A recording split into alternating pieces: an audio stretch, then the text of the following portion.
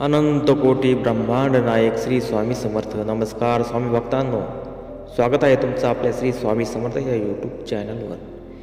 भक्तांनो, तुम्ही काय करत आहात? तुम्हाला माझ्या आचरणाची गरज नाही आहात का? मी तुमच्यासाठी कितीही केलं तरी तुम्हाला माझी गरज नाही आहे का? भक्तांनो, माझ्यामुळेच तुम्ही आज या जगामध्ये वावरत आहात. तुम्हाला पैशाची गरज नाही आहे का? मी तुमच्यासाठी घेऊन आलेलो आहे खूप सारा पैसा, परंतु तुम्ही माझ्यापर्यंत पोहोचत नाहीत. तुम्हाला असा एक मंत्र देणार आहे, त्या मंत्राच्या सहाय्याने तुम्हाला लाखो आणि करोड रुपये मिळणार आहेत. भक्तांनो, तुम्हाला हे खोटं वाटतं, परंतु तुम्ही मनाने, धनाने आणि तनाने हा मंत्र ऐकत नाही. तुम्ही हा मंत्र फक्त बघता आणि सोडून देता, आणि तुम्हाला करोडांची अपेक्षा कशी येते. त्यामुळे बघता, उशीर न करता लगेच या मंत्राला सुरुवात कर. मंत्र फक्त तुला 108 वेळा ऐकायचं आहे. या मंत्रामध्ये एवढी शक्ती आहे की तुझे सारे दुःख सामावून घेऊ शकतो, तुला हव्या त्या गोष्टी मिळवून देऊ शकतो, तुझे सर्व स्वप्न पूर्ण करू शकतो. त्यामुळे तुला कसल्याही चिंता बाळगायची गरज नाही. बघता, आम्ही तुला हे आश्वासन देतो की तू नक्कीच करोडपती झाल्याशिवाय राहणार नाही. तुला वाटत असेल की मी किती मंत्र ऐकले परंतु आजपर्यंत मला काहीच मिळाले नाही. अरे, तुला ते सर्व मिळत आहे, परंतु ते तुला दिसत नाही. तुला करोडांची लॉटरी लागल्याशिवाय राहणार नाही. तुला वाटत असेल की मला आजपर्यंत मिळालं नाही, परंतु तुला हे दिसणार नाही, कारण तू त्या प्रगतीपथावर येत नाहीस. तू स्वामींचे मंत्र ऐकत नाहीस. तू फक्त स्वामींचा दुर्लक्ष करतोस, आणि त्या दुर्लक्ष करण्यामुळेच तुला आजपर्यंत काही मिळालं नाही. तुला जर काही मिळवायचे असेल तर तुला 1008 वेळा हा मंत्र तुझ्या स्वच्छ मनाने ऐकावा लागेल. तुला त्याचं पठण करावं लागेल. तू स्वामींचा दास व्हावं लागेल. तेव्हाच तुला त्याची प्राप्ती मिळेल. श्री दत्तगुरू महाराजांच्या आशीर्वादाने स्वामी समर्थ महाराज तुम्हाला आशीर्वाद देतात, आणि त्यांच्या कृपेमुळे तुम्हाला लाखो आणि करोड रुपये मिळतात. स्वामींच्या आचरणामध्ये तुम्ही येऊन जा, आणि आल्यानंतर तुम्हाला जर काही मिळालं नाही तर मग मला सांगा. भक्तांनो, तुम्हाला असं वाटतं की या मंत्राने आम्हाला काहीच होणार नाही, परंतु ज्यांना काही हे मंत्रामुळे मिळालं आहे त्यांना तुम्ही नक्की एकदा विचारा. स्वामींची लीला ही आघात आहे. या पृथ्वी तलावरती अशी कोणतीही गोष्ट नाही की ते सामावू शकत नाही. भक्तांनो, तुम्हाला लगेच पैसा मिळण्यासाठी हा मंत्राचा नक्कीच जाप करा. हा मंत्र काही साधा सोपा मंत्र नाही. हा मंत्र तुम्हाला करोड रुपये आणून देतो, तुमच्या इच्छा पूर्ण करतो, तुम्हाला नोकरी लावून देतो, तुमचा व्यवसाय चालवतो, तुमचे दुकान चालवतो. हा मंत्र खूप मोठा आणि प्रभावशाली आहे. भक्तांनो, तुम्ही जर चॅनलवरती नवीन असाल तर नक्कीच सबस्क्राईब करा, कारण तुम्ही फक्त व्हिडिओ पाहता आणि चॅनलला सबस्क्राईब करत नाही. स्वामी महाराजांना तुम्ही मानत नसाल तर या चॅनलला नक्कीच तुम्ही सोडून जाऊ शकता. हा मंत्र तुम्हाला नक्कीच शक्तिशाली बनवल्याशिवाय राहणार नाही. खूप पैशाची अडचण असू द्या, डोक्यावरती कितीही मोठं कर्ज असू द्या, या कर्जाची परतफेड करणारा हा मंत्र आहे. आणि त्याच्याकडे तुम्ही जर दुर्लक्ष केलं तर तुमच्या आयुष्याचं सोनं कधीच होणार नाही. ते सोनं करण्यासाठी तुम्हाला 1008 वेळाचा मंत्र जप करावा लागेल, आणि स्वामी समर्थ महाराजांचा नितांत अशी सेवा करावी लागेल. भक्तांनो, तुम्हाला समजलं आहे का या मंत्राची शक्ती किती मोठी आहे? तुम्हाला त्याची प्रचिती नक्कीच येईल. त्यामुळे उशीर न करता हा मंत्र 1008 वेळा नक्की ऐका. ओम श्री स्वामी समर्थाय धनलाभदायकाय नमः. ओम श्री स्वामी समर्थाय धनलाभदायकाय नमः. ओम श्री स्वामी समर्थाय धनलाभदायकाय नमः. ओम श्री स्वामी समर्थाय धनलाभदायकाय नमः. ओम श्री स्वामी समर्थाय धनलाभदायकाय नमः. ओम श्री स्वामी समर्थाय धनलाभदायकाय नमः. ओम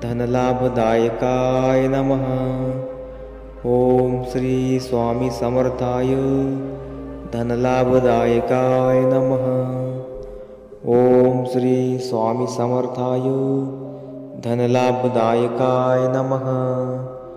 ओम श्री स्वामी समर्थाय धनलाभदायकाय नमः।